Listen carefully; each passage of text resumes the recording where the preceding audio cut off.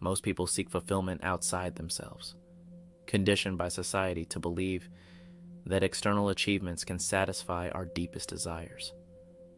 Yet, experience teaches us that nothing external truly fulfills that inner yearning. We often chase what seems out of reach, focusing on doing rather than being, action rather than inner perception.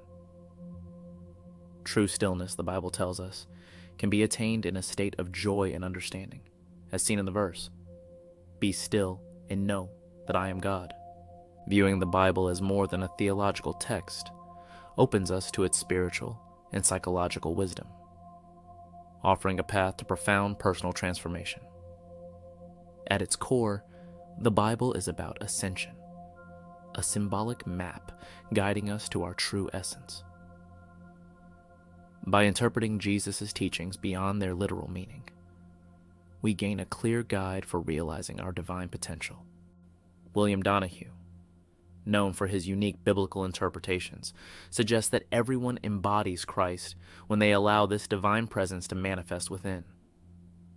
The term Christ, derived from Christus or Christos, means anointed and represents an ideal truth manifesting divinely to transform our flawed nature. It symbolizes what enters the human mind to change our lower earthly aspects. In John 1:14 we read, "And the Word was made flesh and dwelt among us." Jesus taught that the kingdom is within us and that we must seek it within ourselves. He emphasized focusing on the single eye and separating from thought, warning that we lose the key when we don't look within.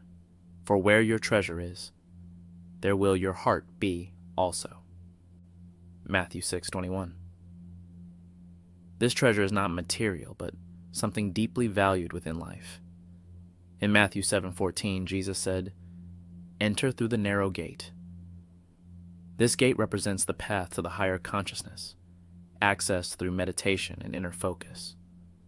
By following these teachings and seeking the kingdom of God within, we find salvation and discover the light within ourselves. This inner light brings freedom, releasing us from external religious doctrines and institutions. Jesus, or Yeshua, did not come to demonstrate his own greatness, but to show us our own.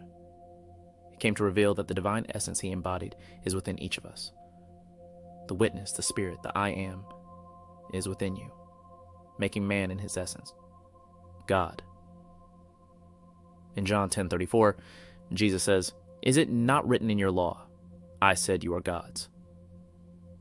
He tried to convey that salvation is achieved by invoking our own divinity, not by seeking it outside ourselves. This divine presence, the supreme I within, awakens dormant brain cells, filling us with new ideas, understanding, wisdom, and freedom. Ascension represents the transition from an unawakened self to an enlightened one, from passive to active, unconscious to self-aware. In Matthew 16:24, Jesus tells his disciples, "If anyone desires to come after me, let him deny himself, take up his cross, and follow me." This teaching is a profound affirmation of the transformation of the human psyche. To embody the mind of Christ, the divine power within us, we must first deny ourselves and take up our cross, crucifying negative thoughts and overcoming obstacles on our path to divinity. Transcending limiting ideas like "I can't" and replacing them with empowering beliefs like "I can" aligns us with our divine nature. Christ, the divine essence within us, represents infinite potential. Jesus taught, "As you have believed, so let it be done for you." Matthew 8:13. Everything you need is within your essential being, inseparable from you.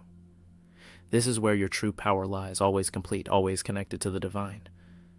The totality is present at your core, ready to manifest in beautiful forms and circumstances you choose with calm expectation.